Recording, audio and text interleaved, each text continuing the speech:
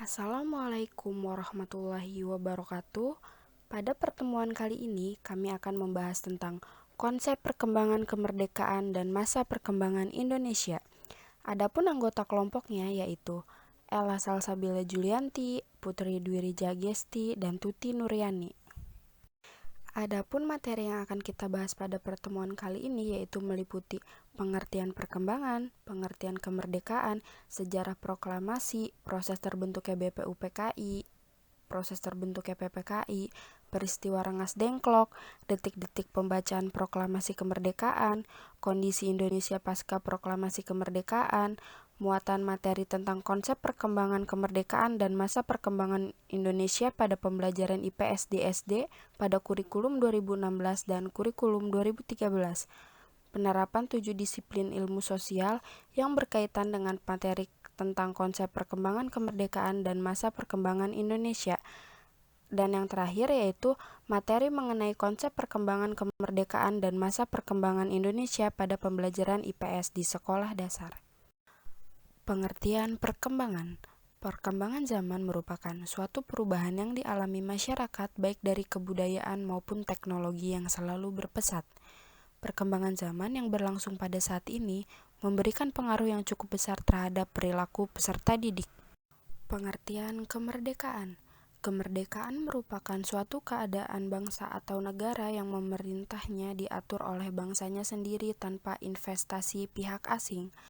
Kemerdekaan suatu negara erat kaitannya dengan kedaulatan terhadap wilayah teritorial negara. Sejarah Proklamasi Kemerdekaan Indonesia.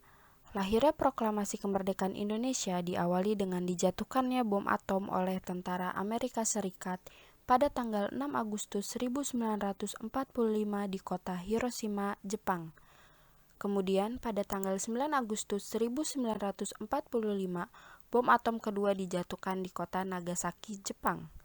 Hal ini menyebabkan Jepang menyerang tanpa syarat kepada sekutu yang diketuai oleh Amerika Serikat. Pada saat itulah, kesempatan dipergunakan sebaik-baiknya oleh para pejuang kemerdekaan bangsa Indonesia untuk memproklamasikan kemerdekaan Indonesia terlepas dari belenggu penjajahan Jepang. Teks proklamasi. Kami bangsa Indonesia dengan ini menyatakan kemerdekaan Indonesia. Hal-hal yang mengenai pemindahan kekuasaan dan lain-lain diselenggarakan dengan cara seksama dan dalam tempo yang sesingkat-singkatnya. Jakarta, 17 Agustus 45. Wakil-wakil bangsa Indonesia. Nah, selanjutnya mengenai sejarah terbentuknya BPUPKI.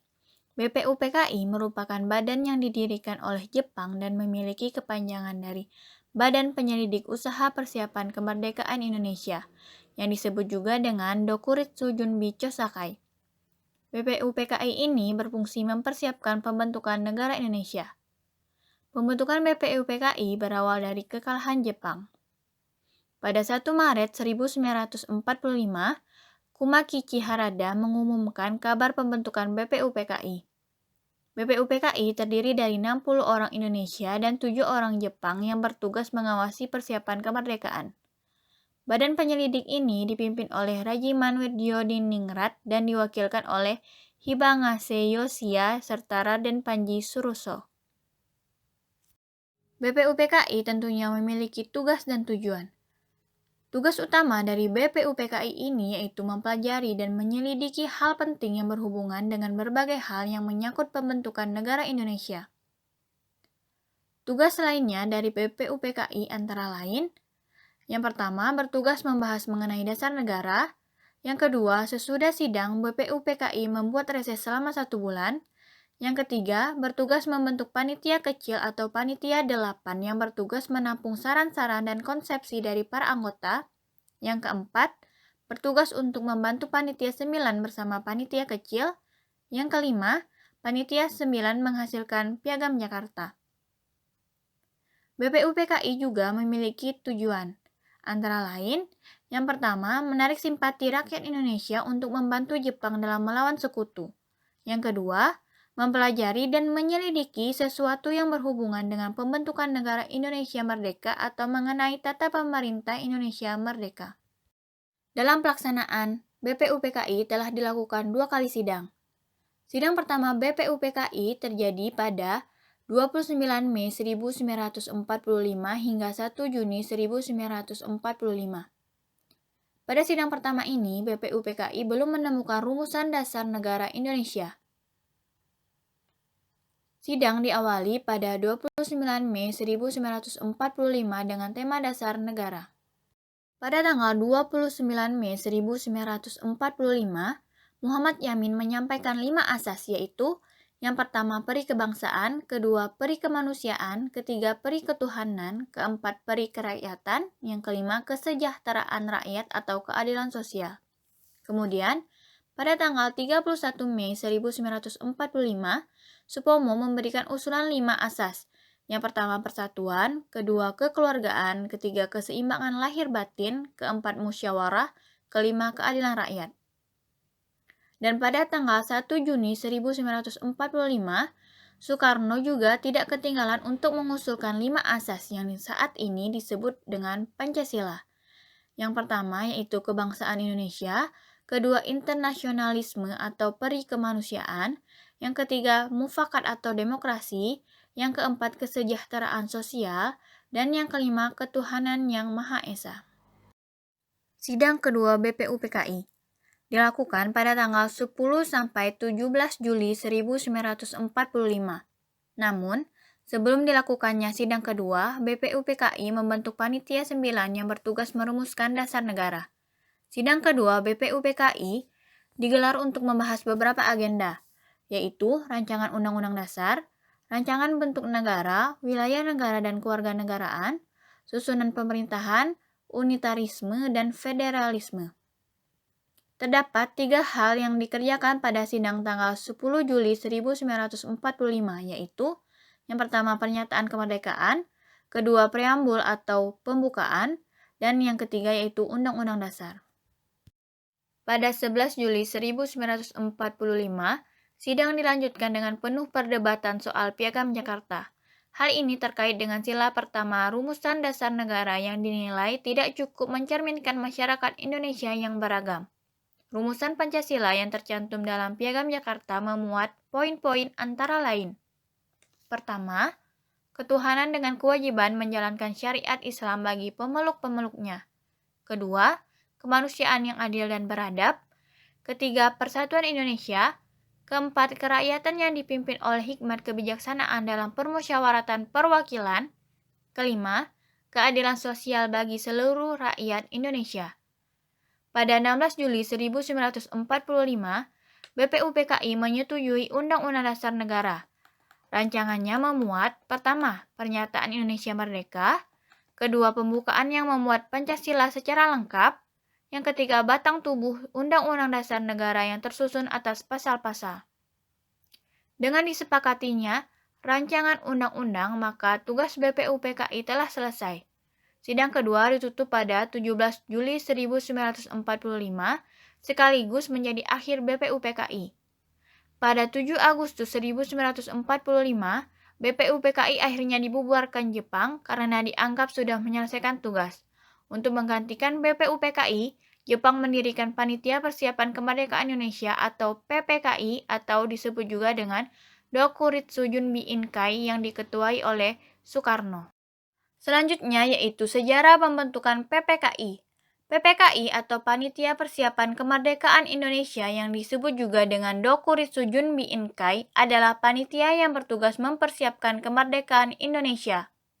Soekarno membentuk PPKI pada 7 Agustus 1945 setelah BPUPKI dibubarkan. Di awal Agustus 1945, Jepang makin terimpit perang. Sekutu menjatuhkan bom atom di Hiroshima pada 6 Agustus 1945. Mengetahui posisi Jepang yang melemah dan nasib Indonesia yang tidak jelas, para tokoh nasional terus mendesak kemerdekaan. Untuk melunasi janji kemerdekaannya, perwira tinggi Angkatan Darat Jepang di Saigon, Hisaichi Terauchi, menyetujui pembentukan PPKI. Tugas PPKI. PPKI bertugas melanjutkan tugas BPUPKI dan mempersiapkan kemerdekaan Indonesia. PPKI berkewajiban untuk meyakinkan masyarakat terkait kemerdekaan Indonesia.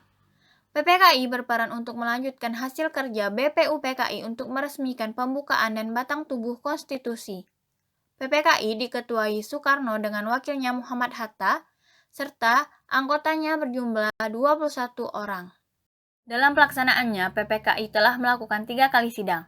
Sidang pertama PPKI digelar pada tanggal 18 Agustus 1945 dengan putusan. Pertama, mengesahkan Undang-Undang Dasar 1945. Kedua, memilih Soekarno sebagai presiden dan Muhammad Hatta sebagai wakil. Ketiga, membentuk Komite Nasional untuk membantu tugas presiden sementara sebelum dibentuknya MPR dan DPR. Sidang kedua PPKI dilakukan pada tanggal 19 Agustus 1945 yang menghasilkan: pertama, pembagian wilayah Indonesia yang terdiri atas 8 provinsi. Kedua, membentuk Komite Nasional atau daerah. Ketiga, menetapkan 12 departemen dengan menterinya yang mengepalai departemen dan 4 menteri agama. Sidang ketiga PPKI dilakukan pada tanggal 22 Agustus 1945, menghasilkan keputusan: pertama, pembentukan Komite Nasional. Kedua, pembentukan Partai Nasional Indonesia. Dan yang ketiga, pembentukan Badan Keamanan Rakyat atau Tentara Nasional Indonesia atau TNI. Pada 29 Agustus 1945, PPKI dibubarkan bersamaan dengan pelantikan anggota Komite Nasional Indonesia Pusat. Selanjutnya, sejarah peristiwa Rengas Dengklok. Pada 14 Agustus 1945, Sultan Syahrir mendengar kabar dari radio bahwa Jepang menyerah dari sekutu dalam Perang Asia Timur Raya. Syahrir segera menemui Soekarno dan Muhammad Hatta untuk menyampaikan kabar tersebut. Silang pendapat terjadi di antara ketiga tokoh bangsa itu. Syahrir meminta agar kemerdekaan segera dideklarasikan. Namun, Soekarno dan Hatta yang belum yakin dengan berita kekalahan Jepang memilih menunggu kepastian sembari menanti janji kemerdekaan dari Jepang. Soekarno dan Hatta tidak ingin salah langkah dalam mengambil keputusan. Di sisi lain, para tokoh pemuda mendukung gagasan Syahrir, yakni mendesak Soekarno-Hatta untuk segera memproklamasikan kemerdekaan. Golongan muda mengadakan rapat pada 15 Agustus 1945. Rapatnya dipimpin oleh Hairul Saleh ini menyepakati bahwa kemerdekaan Indonesia adalah hak rakyat Indonesia, tidak tergantung dari pihak lain termasuk Jepang. Pada pukul 10 malam hari itu juga, Wikana dan Darwis menjadi utusan dari golongan muda untuk menemui Soekarno juga Hatta. Mereka kembali menuntut agar proklamasi kemerdekaan dilakukan esok hari, yakni tanggal 16 Agustus 1945. Gagal membujuk Soekarno, golongan muda kembali mengadakan rapat. Diputuskan bahwa Soekarno dan Hatta akan diamankan keluar kota demi menjauhkan mereka dari segala pengaruh Jepang. Para pejuang dari golongan muda membawa Soekarno dan Hatta ke Rengas Dengklok dekat Karawang. Di Jakarta, Ahmad Subarjo yang termasuk tokoh dari golongan tua mengetahui peristiwa tersebut. Ia lantas menemui Wikana, salah satu tokoh pemuda. Pembicaraan pun dilakukan dan disepakati bahwa kemerdekaan harus segera dideklarasikan di Jakarta. Selanjutnya, Ahmad Subarjo bersama dengan Sudiro dan Yusuf Kunto menuju Rengas Dengklok untuk menjemput Soekarno-Hatta dan membawa keduanya kembali ke Jakarta. Pada hari itu juga dilakukan pembicaraan terkait rencana pelaksanaan deklarasi kemerdekaan. Malam harinya, di kediaman Laksamana Muda Maeda, seorang perwira Jepang yang mendukung kemerdekaan Indonesia, dirumuskanlah naskah teks proklamasi. Keesokan harinya, tanggal 17 Agustus 1945, Soekarno-Hatta membacakan teks proklamasi kemerdekaan Indonesia di Jalan Pegangsaan Timur, nomor 56 Jakarta. Indonesia pun merdeka dan bukan merupakan hadiah dari Jepang. Ya, selanjutnya di sini saya akan menjelaskan mengenai detik-detik pembacaan proklamasi kemerdekaan. Sejarah mencatat, rencana proklamasi kemerdekaan Indonesia dimulai dari perdebatan antara kelompok tua dan kelompok muda yang berbeda pandangan soal kemerdekaan bangsa Indonesia pada 15 Agustus 1945. Saat itu, kelompok muda seperti Hairul Saleh, Wikana, hingga Sukarni mendesak Duit Tunggal Soekarno dan Muhammad Hatta untuk segera memproklamasikan kemerdekaan setelah Jepang menyerah dari sekutu. Soekarno-Hatta tetap pada pendiriannya, namun kelompok pemuda tetap ingin bangsa Indonesia segera merdeka dan bukan hasil pemberian dari Jepang. Lalu, Bung Karno menjelaskan Alasan dirinya ingin memproklamirkan kemerdekaan Indonesia pada 17 Agustus 1945. Dalam kesempatan itu, ia pun menerangkan bahwa 17 merupakan angka suci kemerdekaan Indonesia yang jatuh pada Jumat 17 Ramadan merupakan momen diturunkannya Al-Quran. Selain itu, 17 juga merupakan total rakaat dalam sholat 5 waktu bagi umat Islam. Para penyusun teks proklamasi itu adalah Soekarno, Hatta, dan Ahmad Subarjo. Di ruang depan hadir BM Diah Sayuti Melik, Soekarni, dan Sudiro. Soekarni mengusulkan agar yang menandatangani teks proklamasi itu adalah Soekarno-Hatta atas nama bangsa Indonesia.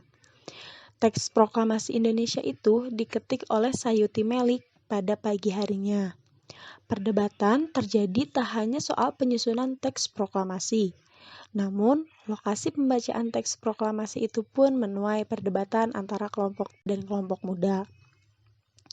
Akhirnya, pembacaan proklamasi diputuskan digelar di kediaman Bung Karno, Jalan Pegangsaan Timur, nomor 56, Jakarta pada 17 Agustus 1945 pukul 10 waktu Indonesia Barat.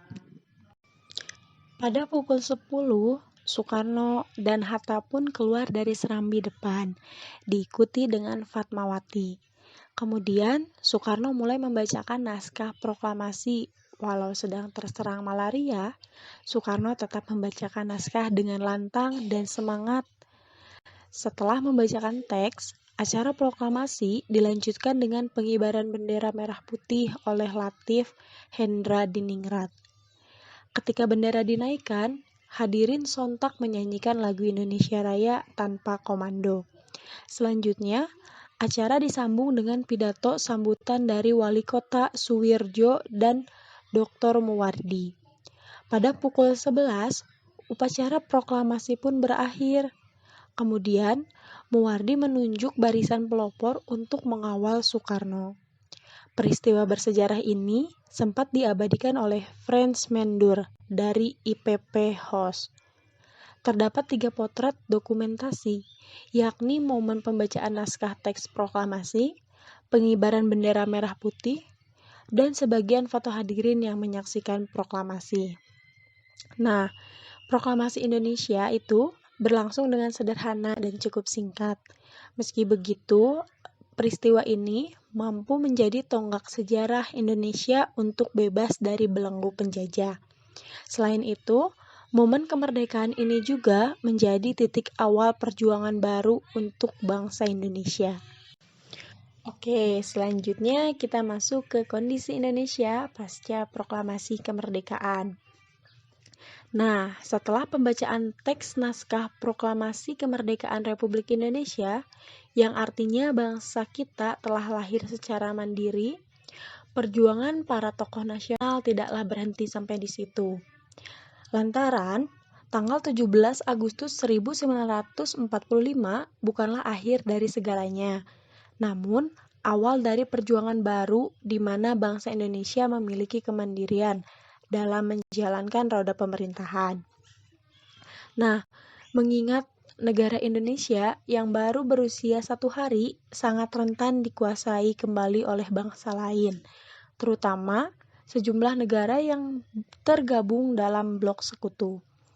Oleh sebab itu, sehari setelah merdeka, pemerintah Republik Indonesia menyiapkan sejumlah hal agar sistem tata negara dapat berdiri dengan kokoh dan tak mudah digoncang oleh bangsa lain. Berikut 4 hal yang dipersiapkan pemerintah Republik Indonesia sehari setelah merdeka. Yang pertama itu membuat rapat PPKI. Panitia Persiapan Kemerdekaan Indonesia atau PPKI menggelar sebuah rapat pada tanggal 18 Agustus 1945. Rapat yang dilaksanakan oleh Badan Pengganti BPUPKI ini dilaksanakan di Gedung Chuo Sangiin, yang kini namanya diubah menjadi Gedung Pancasila. Diketahui bahwa gedung ini itu pernah digunakan oleh para tokoh pendiri bangsa untuk merumuskan dasar negara Pancasila dan rancangan Undang-Undang Dasar Negara Indonesia. Lalu, yang kedua itu merevisi Undang-Undang Dasar 1945. Salah satu hal yang diperhatikan oleh para tokoh nasional adalah membahas Undang-Undang Dasar 1945. Sejumlah anggota PPKI yang menilai adanya kalimat dalam sejumlah pasal cenderung Islam sentris. Adapun pasal yang dibahas tertera dalam pasal 6 ayat 1 terkait calon presiden dan wakil presiden beragama Islam. Selain itu, PPKI juga agar membahas kembali pasal 29 ayat 1 soal agama yang tertulis, ketuhanan dengan kewajiban menjalankan syariat Islam bagi pemeluk-pemeluknya.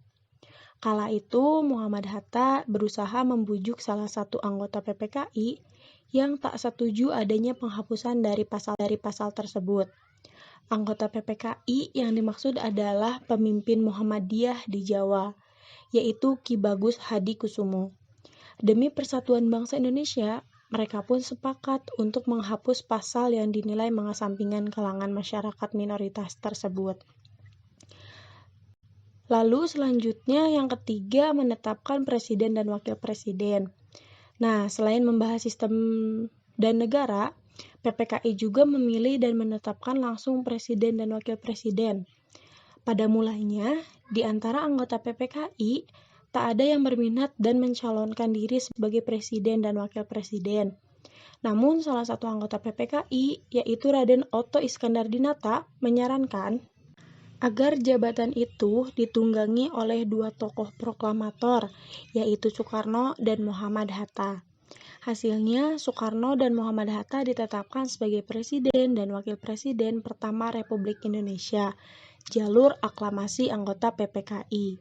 Setelah kedua tokoh tersebut resmi terpilih, kemudian PPKI menyepakati fungsi dan tugas presiden dan wakil presiden. Lalu yang keempat, membentuk sebuah Komite Nasional Indonesia Pusat atau yang biasa disebut KNIP. Nah, agar tugas Presiden Soekarno dan Wakil Presiden Muhammad Hatta dapat berjalan dengan efektif, PPKI juga membentuk sebuah lembaga yang ditugaskan untuk membantu kinerja pemimpin negara. Terbentuklah sebuah lembaga bernama Indonesia Pusat yang anggotanya terdiri dari berbagai golongan pemuka masyarakat. KNIP inilah lembaga yang menjadi cikal bakal Badan Legislatif Indonesia. Oleh sebab itu, tanggal pembentukannya dipilih sebagai hari lahir Dewan Perwakilan Rakyat Republik Indonesia.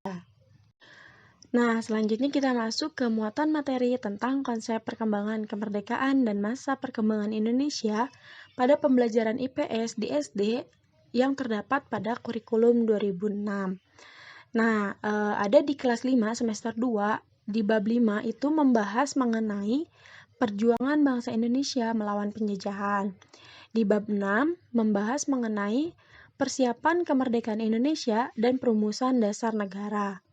Di bab 7 ada membahas mengenai peristiwa sekitar proklamasi. Dan di bab 8 membahas mengenai perjuangan mempertahankan kemerdekaan Indonesia. Lalu terdapat pula pada kelas 6. Di bab 5 membahas mengenai perjuangan para tokoh masa penjajahan Belanda dan Jepang. Di bab 6 membahas mengenai jasa dan peran tokoh dalam persiapan proklamasi kemerdekaan. Di bab 7 membahas mengenai jasa dan peran tokoh di sekitar proklamasi kemerdekaan. Lalu yang terakhir di bab 8 membahas mengenai menghargai perjuangan para tokoh dalam mempertahankan kemerdekaan. Selain terdapat dalam kurikulum 2006, muatan materi tentang konsep perkembangan kemerdekaan dan masa perkembangan Indonesia pada pembelajaran IPS juga terdapat pada kurikulum 2013. Nah, di dalam kurikulum 2013 terdapat di kelas 6, tema 6, yaitu menuju masyarakat sejahtera, subtema 1 mengenai masyarakat peduli lingkungan, yang dimana untuk muatan IPS-nya membahas mengenai pengertian proklamasi dan makna proklamasi bagi bangsa Indonesia, serta upaya-upaya apa saja yang bisa kita lakukan untuk mengisi kemerdekaan Indonesia. Nah, dan juga terdapat di dalam tema 2, Persatuan dalam Perdebatan, subtema 1, Rukun dalam Perbedaan. Untuk muatan IPS-nya membahas mengenai proklamasi kemerdekaan Indonesia. Di sana dijelaskan bagaimana detik-detik proklamasi Indonesia. Ya, selanjutnya kita masuk ke penerapan 7 disiplin ilmu. Yang pertama itu ada sejarah. Depdiknas tahun 2003 memberikan pengertian sejarah sebagai mata pelajaran yang menanamkan pengetahuan dan nilai-nilai mengenai proses perubahan dan perkembangan masyarakat Indonesia dan dunia dari masa lampau hingga kini. Nah, sejarah proklamasi kemerdekaan Indonesia dimulai dari peristiwa Rengas Dengklok yang terjadi pada 15 Agustus 1945. Kejadian itu menunjukkan adanya konflik antar kelompok golongan tua dan golongan muda untuk menentukan waktu proklamasi.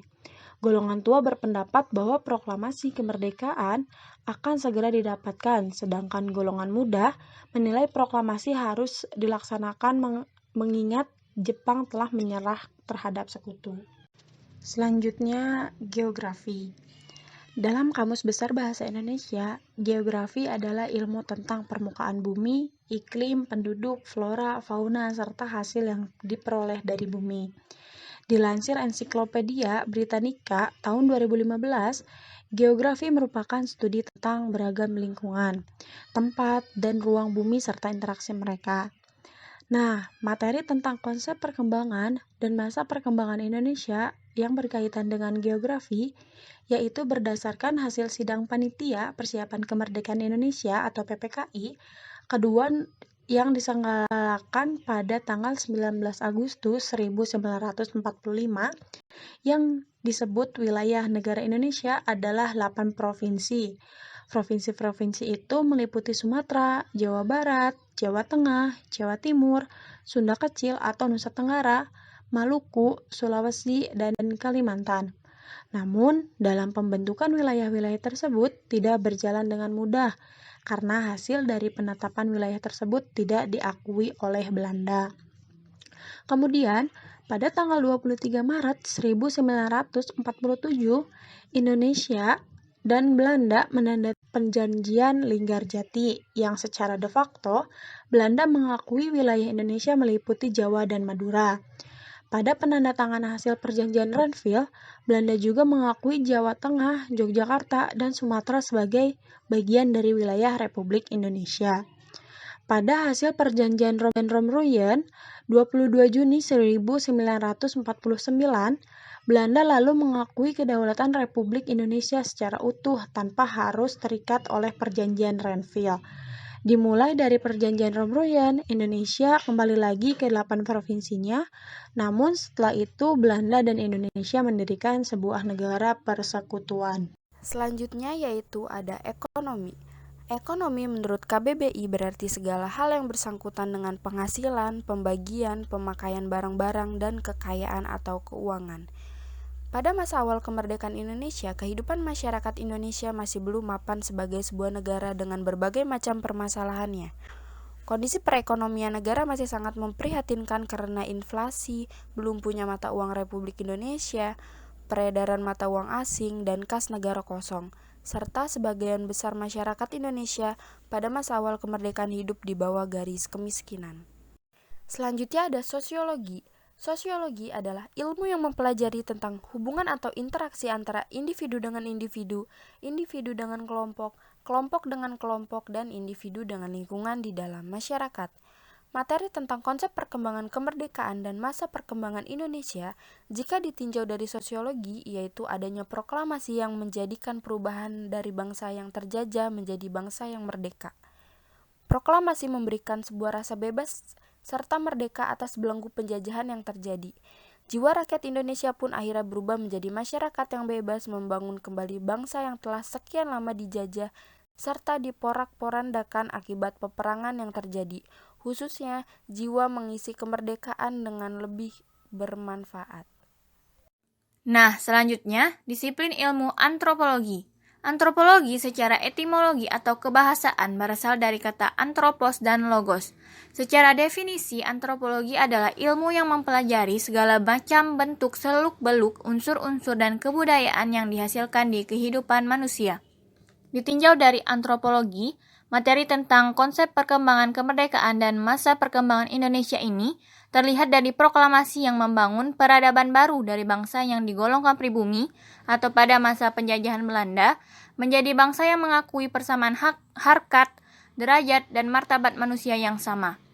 Setelah proklamasi, bangsa Indonesia menjunjung tinggi nilai kemanusiaan setelah pada masa penjajahan begitu banyak pemaksaan yang dilakukan oleh penjajah untuk melakukan suatu pekerjaan. Disiplin ilmu psikologi sosial. Menurut Hermawan dan kawan-kawan, objek kajian dalam psikologi sosial adalah manusia dalam interaksi sosial baik sebagai makhluk individu sosial maupun berketuhanan.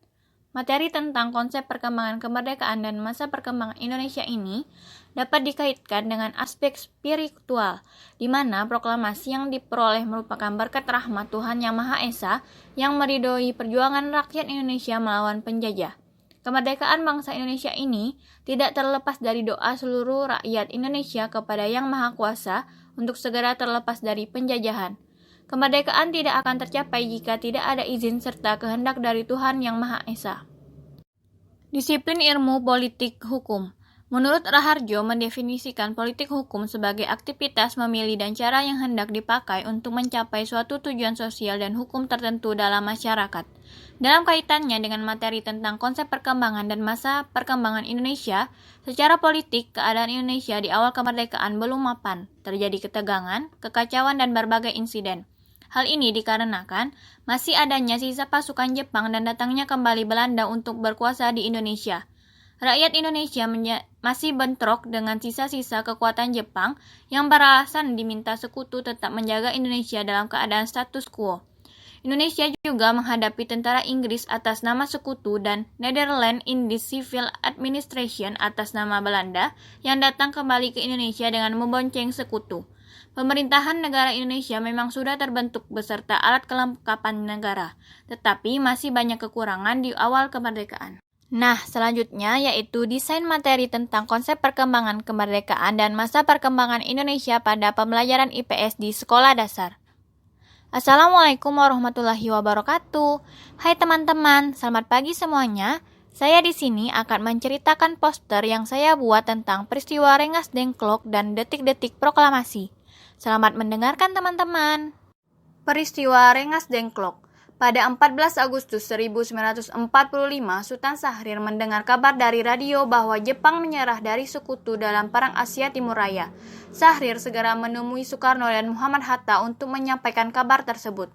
Saat itu, Soekarno dan Hatta baru saja pulang dari Dalat Vietnam, usai bertemu dengan pemimpin militer tertinggi Jepang untuk kawasan Asia Tenggara, Marsekal Terauchi.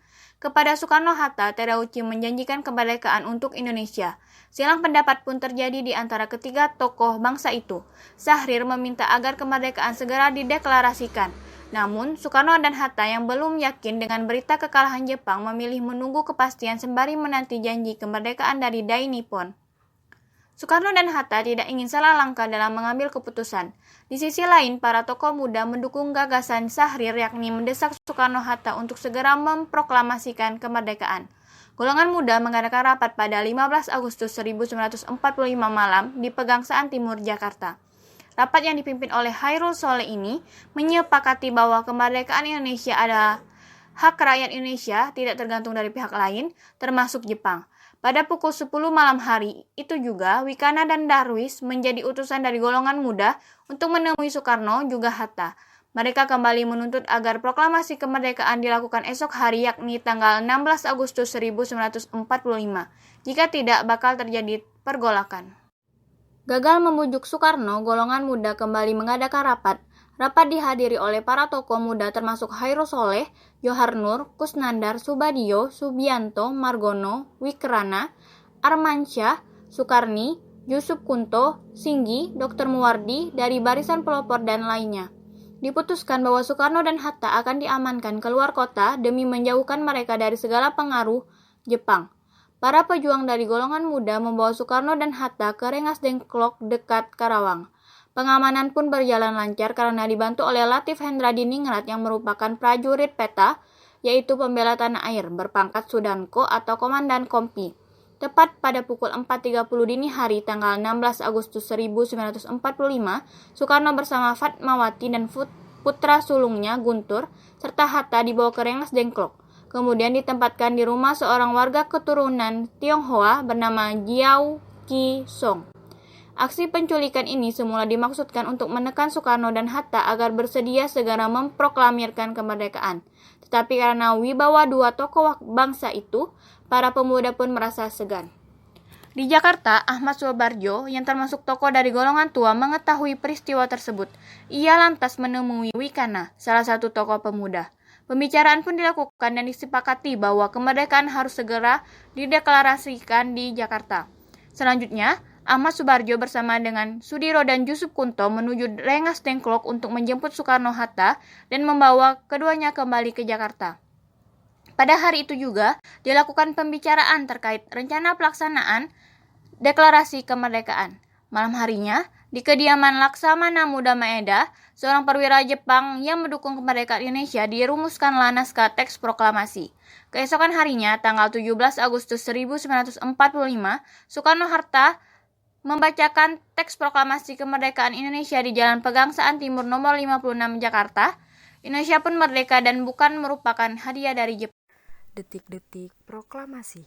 Detik-detik proklamasi Indonesia dimulai ketika para pemuda keluar dari rumah Laksamana Maeda pada 17 Agustus 1945 pukul 5 pagi. Kala itu golongan muda bersepakat dengan golongan tua untuk memproklamirkan kemerdekaan Indonesia di Jalan Pegangsaan Timur nomor 56 Jakarta pukul 10 waktu Indonesia Barat. Sebelumnya naskah proklamasi sudah disusun oleh Soekarno-Hatta dan Ahmad Subarjo di ruang makan Laksamana Maeda. Naskah tersebut ditulis oleh Soekarno di atas secari kertas kemudian diketik oleh Sayuti Malik. Menjelang proklamasi, sejumlah tokoh penting sibuk mempersiapkan peristiwa tersebut. Wakil Wali Kota Suwirjo meminta Mr. Wilopo untuk menyiapkan mikrofon dan pengeras suara. Sementara itu, Sudirjo meminta S. Suhut untuk menyediakan tiang bendera guna mengibarkan bendera merah putih yang dijahit oleh Fatmawati. Sejumlah massa dan rakyat pun berkumpul di depan rumah Soekarno. Mereka tak sabar menunggu momen kemerdekaan tanah air. Beberapa tokoh penting juga turut menghadiri peristiwa ini. Pada pukul 10, Soekarno dan Hatta pun keluar dari serambi depan, diikuti dengan Fatmawati. Kemudian Soekarno mulai membacakan naskah proklamasi. Walau sedang terserang malaria, Soekarno tetap membacakan naskah yang lantang dengan semangat. Setelah membacakan teks, acara proklamasi dilanjutkan dengan pengibaran bendera merah putih oleh Latif Hendra Diningrat. Ketika bendera dinaikkan, hadirin sontak menyanyikan lagu Indonesia Raya tanpa komando. Selanjutnya, acara disambung dengan pidato sambutan dari Wali Kota Suwirjo dan Dr. Muwardi pada pukul 11. Upacara proklamasi pun berakhir. Kemudian Muwardi menunjuk barisan pelopor untuk mengawal Soekarno. Peristiwa bersejarah ini sempat diabadikan oleh Frans Mendur dari IPPHOS. Terdapat 3 potret dokumentasi, yakni momen pembacaan naskah teks proklamasi, pengibaran bendera merah putih, dan sebagian foto hadirin yang menyaksikan proklamasi. Proklamasi Indonesia berlangsung dengan sederhana dan cukup singkat. Meski begitu, peristiwa ini mampu menjadi tonggak sejarah Indonesia untuk bebas dari belenggu penjajah. Selain itu, momen kemerdekaan ini juga menjadi titik awal perjuangan baru untuk bangsa Indonesia. Itu dia poster yang sudah saya buat, teman-teman. Semoga kita selalu bisa menghargai jasa para pahlawan dan juga semakin cinta terhadap tanah air kita, yaitu Indonesia. Terima kasih sudah mendengarkan ya, teman-teman. Wassalamualaikum warahmatullahi wabarakatuh.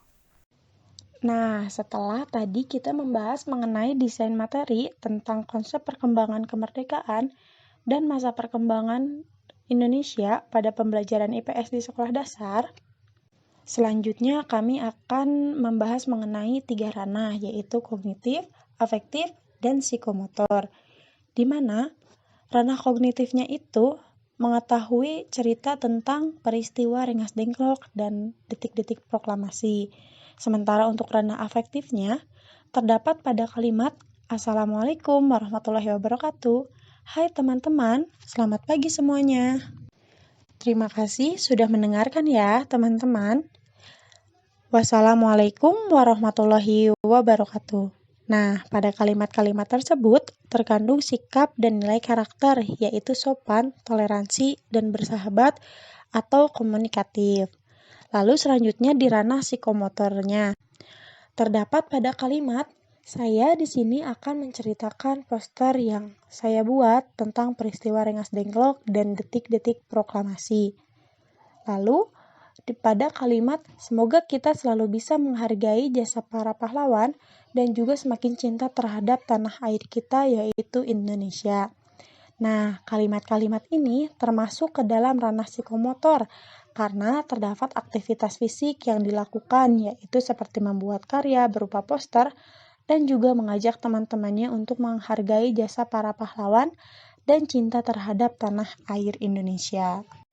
Baiklah, sekian materi tentang konsep perkembangan kemerdekaan dan masa perkembangan Indonesia. Semoga dapat bermanfaat dan kita sebagai generasi muda harus tetap mempertahankan kemerdekaan Indonesia dengan cara ikut berpartisipasi dalam mengisi kemerdekaan Indonesia dan mencontoh semangat para pahlawan terdahulu dalam kehidupan sehari-hari. Sekian, terima kasih. Wassalamualaikum warahmatullahi wabarakatuh.